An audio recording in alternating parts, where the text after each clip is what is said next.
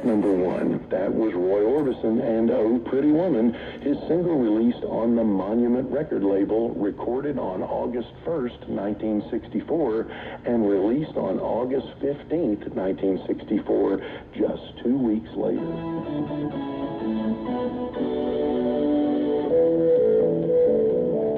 That's all we have for today. Please be sure to join us next week for another installment of Alt Universe Top 40. In the meantime, to check out our older episodes, simply download the Mixcloud app and follow Alt Universe Top 40. As mentioned before, we would love to hear from you. Please send your questions, comments, or reception reports to us in an email addressed to John at altuniversetop40. For our email address, the letters are all lowercase and 40 is a number. And we are also on Facebook and X, which a lot of us still call Twitter.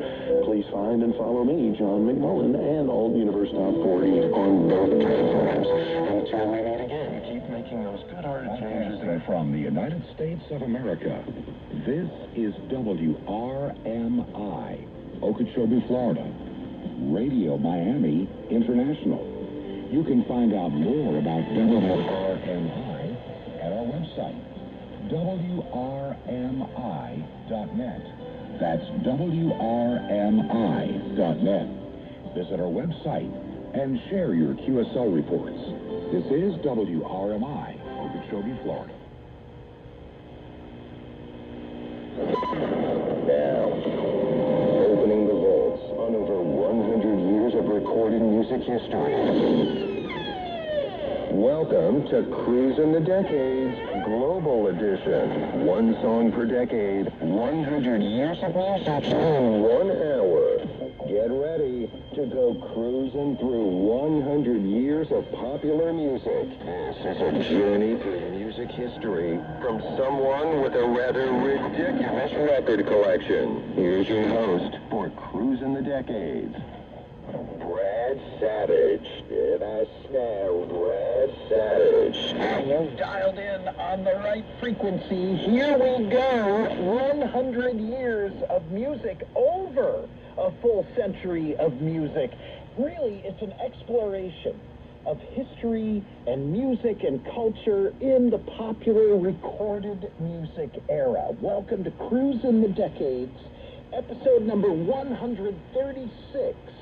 CruisinTheDecades.com.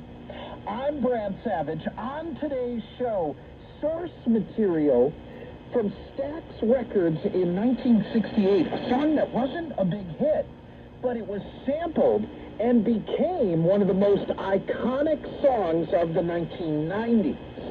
Plus, musician Iron and Wine, Sam Beam, joins us to talk about the significance of pre-rock and roll music.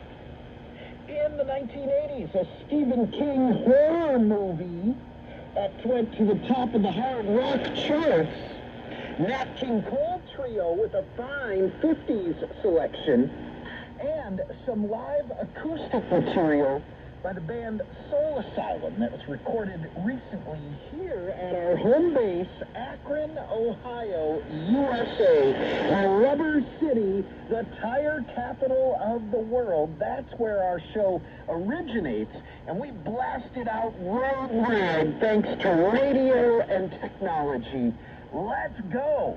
One song per decade. It's Cruisin' the Decades, and we'll begin way back in 1917. Now, this song comes from an original Lex cylinder record. Before they made records flat, they were a cylinder shape, and you needed a special kind of record player. And so the sound isn't great, but the song is terrific. This is called The Girl You Can't Forget. This is Manuel Romain on Cruisin' the Decades, 1917.